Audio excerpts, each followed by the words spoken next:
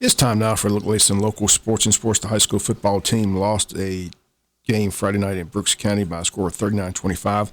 In a game that saw Brooks score on 5 non-offensive touchdowns as they would score on a kickoff return, a punt return, a pick six, and 2 fumbles recovered in return for touchdowns. Offensively, Brooks had only 151 total yards on offense, 70 on the ground, 81 in the air. Jackets led at the half, but 2 quick turnovers in quarter 3 turned the tide, and the defending state champs win a 39-25 final. Wayne County would jump out to a nice 12-0 lead in the first quarter. Matthew Fuller would race 26 yards up the middle for a touchdown. Wayne led 6-0 but missed the PAT. Later in the quarter, Shabron Booker would strip the ball and race 38 yards for a score, and Wayne led 12-zip but again missed the PAT. On the assuming kickoff, Brooks races 85 yards and scores Wayne 12, Brooks 7. Next, Brooks would hit a wide-open receiver in the corner of the end zone on some blown coverage, and Brooks led 14-12. Jackets bounce back on a touchdown run by Drake Jordan, 8 yards out. Jackets make the PAT this time, lead 19-14, and take that 19-14 lead into the halftime locker room, and things were looking good for Wayne County. Third quarter, though, 2 quick turnovers, both for touchdowns, got Brooks County the lead and the momentum. First play in the third quarter, a pick six, and Brooks led 20-19. They would miss the PAT. Next possession with the ball inside the Jackets' 15-yard line. A fumble return for a touchdown, and Brooks led at that point 26-19.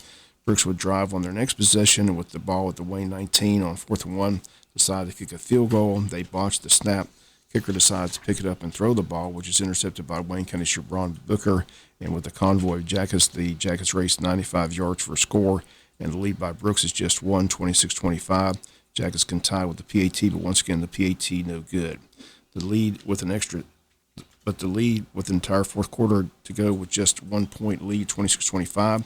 Jackets on their next drive forced a punt, and once again, Brooks' speed turns the punt into a return for a touchdown. They lead 33-25. Brooks would add a strip fumble return for a touchdown to make the final score Brooks 39, Wayne County 25. Brooks stays at number 1 in single A, improves to 2-0. Wayne falls to 1-1, gets ready for its rival game this Friday night at JC Stadium, taking on Appling County. Tickets for that game are already on sale today at Sheffield's Trophies and Sports Shop. They also have your Border War t-shirts on sale for $15 a piece, so stop by and pick those up. And tickets for the game already on sale today at Sheffield's.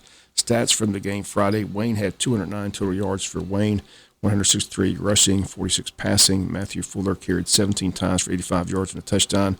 Drake Jordan, 16 carries for 53 yards and a touchdown. Terry Grace, the leading receiver, had 3 catches for 25 yards.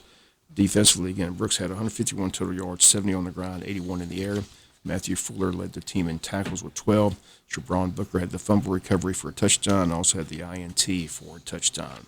Other high school scores from the weekend: Long County wins their home opener. They defeated Tatnall 22-9.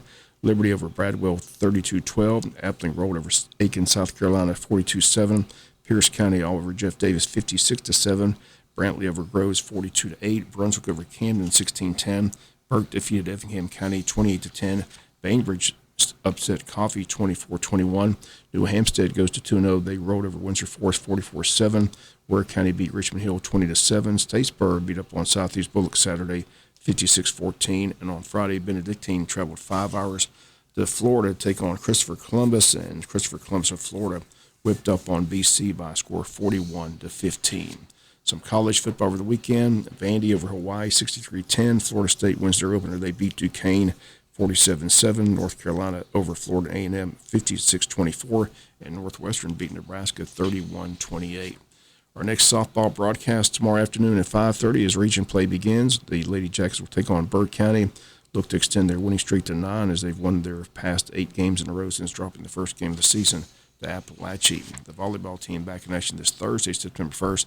They're headed to the Islands to take on Islandsburg and New Hampstead. In middle school softball Friday, Martha Puckett defeated Tatnall 15-7. Ada Sluter went the distance, picked up the win. She also went 4 for 4 at the plate with 3 doubles and 6 runs batted in. Jaylee Weaver and Isabella Hanna each hit doubles in the game. Kelly Scott had a triple. 15-7 the final. Martha Puckett over Tatnall Middle School. Atlanta Braves remain 3 games out in the NL East as they head into this week's action. The Braves lost Sunday evening at St. Louis 6-3. Mets also lost Sunday 1-0 to Colorado. The lead remains 3 full games with 33 games left in the regular season. Braves host the Mets for 3 games in Atlanta September 30th, October 1st, and October 2nd. Hawaii wins the Little League World Series. Again, they just blew out the competition. They win the championship game 13-3 in just 4 innings over Caraco. And Rory McIlroy wins the Tour Championship this week in Atlanta. For his win, he wins $18 million for the first place finish. That's going to do it for latest in local sports.